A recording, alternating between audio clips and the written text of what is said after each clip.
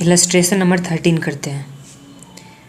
Again taking an example of 3 different forms that is growth, normal and declining form. The Gordon model can applied with the help of the following example. Factor दे रखा हुआ है। Factor में क्या है? Rate में growth form के लिए 15%, नॉर्मल फॉर्म के लिए 10%, डिक्लाइन फॉर्म के लिए 8%। के दे रखा हुआ है 10%, 10%, 10%। अर्निंग पर शेयर भी 10% है। रिटेन अर्निंग कितना दे रखा है? 0.6, 0.6, 0.6। तो रिटेन अर्निंग 0.6 है तो 1 माइनस बी, तो 1 माइनस बी मतलब डिविडेंड कितना पे किया होगा? तो 0.4, 0.4, 0.4 डिविडेंड पे आउट रेशियो। तो चलिए बनाते हैं।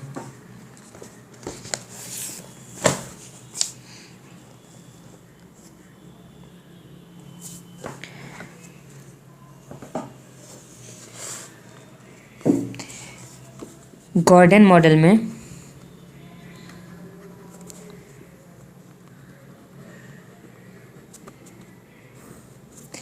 फॉर्मूला क्या होता था? P0 इज इक्वल टू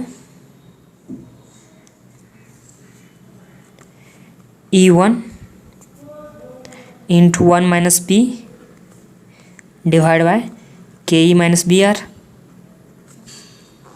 के माइनस बी आर यही होता था ना फॉर्मूला।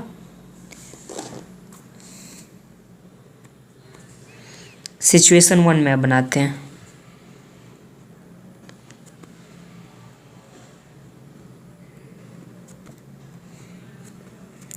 ग्रोथ फॉर्म का है। ग्रोथ फॉर्म में क्या चीज़ है? आर इज ग्रेटर देन के ई। आर इज ग्रेटर देन के ई। और आर इज इक्वल टू कितना परसेंट था ग्रोथ फॉर्म के लिए? 15%। के ई कितना था? 10%। अर्निंग पर शेयर तो सबके लिए सेम ही था और के भी सबके लिए सेम था। और रिटेन अर्निंग क्या चाहिए था? 0.6।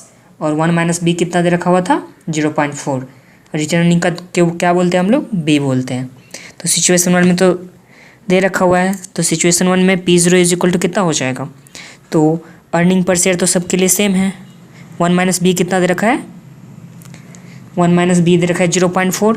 तो 10 इंटू 0.4 डिवाइड बाय के कितना दे रखा है? 10%। तो 10% माइनस बी आर, तो बी सबके लिए क्या चीज़ है? 0.6। और आर कितना दे रखा है? 15%। तो क्या आ जाएगा?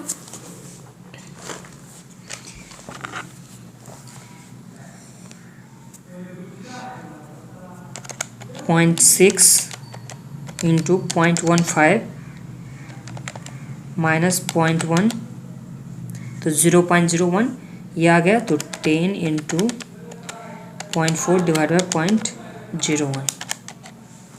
तो इसमें कितना आ गया? शेयर का प्राइस 400। कितना आ गया? 400। सेकेंड सिचुएशन क्या था? नॉर्मल फर्म के लिए था। सिचुएशन नंबर 2, नॉर्मल फॉर्म में क्या था? दोनों सेम था, मतलब आर इज इक्वल टू के ई। आर इज इक्वल टू के ई। जब दोनों सेम होता है तो फॉर्मूला तो वही है। 10 हो गया अर्निंग पर शेयर सबके लिए। 0.4 क्या चीज़ हो गया? रिटेन अर्निंग सबके लिए। 0.10 के ई हो गया। 0.6 क्या चीज़ है? रिटेन अर्निंग इंटू इस टाइम में कितना आ गया? 10 आ गया, क्योंकि दोनों आर इज इक्वल टू के ही है तो दोनों 10 दे रखा हुआ है तो 10 आ गया। तो 0.6 इंटू 0.1 माइनस 0.1 0.04 0.04।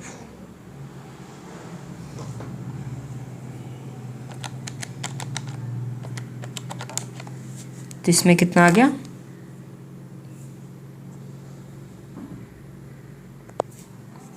100।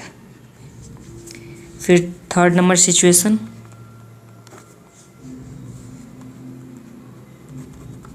ये कौन सा फॉर्म के लिए है? थर्ड वाला सिचुएशन क्या है? डिक्लाइनिंग फॉर्म के लिए। डिक्लाइनिंग फॉर्म के लिए क्या चीज़ है? P0 is equal to E1 1 minus B दे रखा है 0.4 डिवाइड बाय 0.10 फिर 0.6 इंटू डिक्लाइनिंग फॉर्म में क्या चीज़ था, आर इज़ लेस देन के ई, आर इज़ लेस देन के ई। अब तो आर कितना था इसमें दे रखा हुआ 8%, तो इस टाइम कितना आ जाएगा,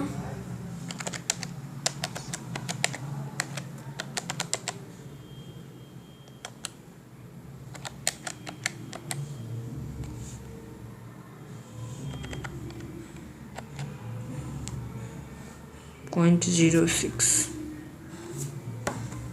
नहीं है, 0.6 ही है, 0.6 इंटू 0.08,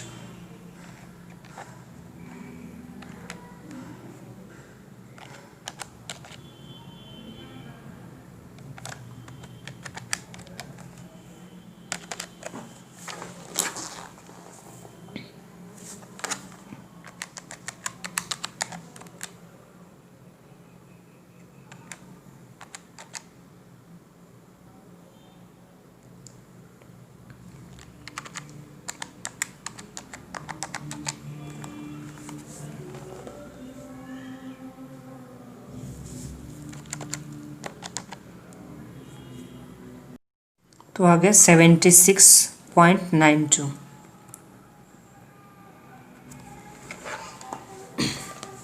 तो यहाँ भी हम लोग क्या देख रहे हैं, जब आर क्या होगा ग्रेटर देन होगा, जब आर क्या चीज़ होगा ग्रेटर देन होगा के ई का, तो मार्केट प्राइस ऑफ शेयर क्या चीज़ हो रहा है, बढ़ रहा है।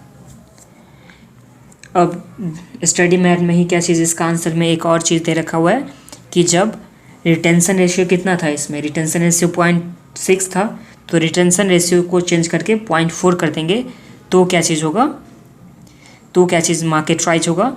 तो उसमें भी हम लोग क्या चीज़ करेंगे, यही फार्मूला का यूज़ करेंगे। तो उसके लिए फार्मूला क्या आ जाएगा, P0 is equal to E1, E1 कितना आ जाएगा सबके लिए 10 ही आ जाएगा, 1 माइनस B उस टाइम में कितना आ जाएगा 0.6 आ जाएगा, कितना आ जाएगा 0.6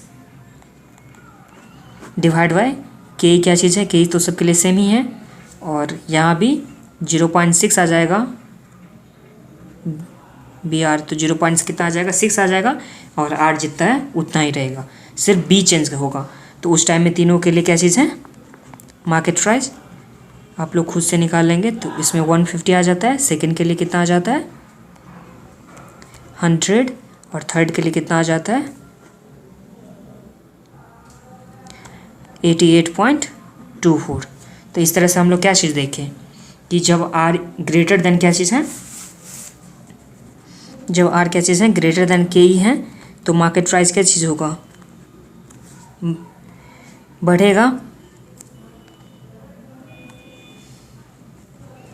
जब आर क्या चीज़ होगा लेस देन के ई होगा, तो मार्केट प्राइस क्या चीज़ होगा, शेयर का लेस होगा। जब आर इज इक्वल टू क्या चीज़ है के है, तो मार्केट प्राइस का कोई इफेक्ट नहीं होने वाला, तो मार्केट प्राइस में कोई इफेक्ट नहीं होने वाला है, क्योंकि देखो यहाँ भी 100 ही है, और ये दूसरा वाला में भी क्या था 100 ही था। तो इस तरह से हम लोग बोल सकते हैं आर इज इक्वल टू, तो क्या होगा no effect on market price. इसलिए हम लोग दोबारा में निकाले थे, दोबारा में क्या चीज़ कर दिए थे हम लोग सिर्फ b इज इक्वल टू क्या मान लेते थे 0.4, और 1 माइनस बी क्या हो गया था फिर 0.6। इस तरह से हम लोग निकाले थे मार्केट प्राइस। तो 150, 100 और कितना आया था 88.24। तो इस तरह से हम लोग देखे कि सेकेंड केस में क्या हो रहा है, जब r इज इक्वल टू क्या था के था, तो उस टाइम में 100 दोनों टाइम में है दोनों का प्राइस। तो इस तरह से हम लोग बोल सकते हैं जब r ग्रेटर देन के ई होगा तो मार्केट प्राइस रेज होगा, जब r क्या चीज़ होगा लेस देन के ई, r लेस देन के ई होगा तो मार्केट प्राइस क्या होगा फॉल करेगा, और उसके बाद जब r इक्वल टू के होगा तो no effect on market price. इसी के साथ हम लोग का क्वेश्चन इलस्ट्रेशन नंबर 13 कंप्लीट होता है।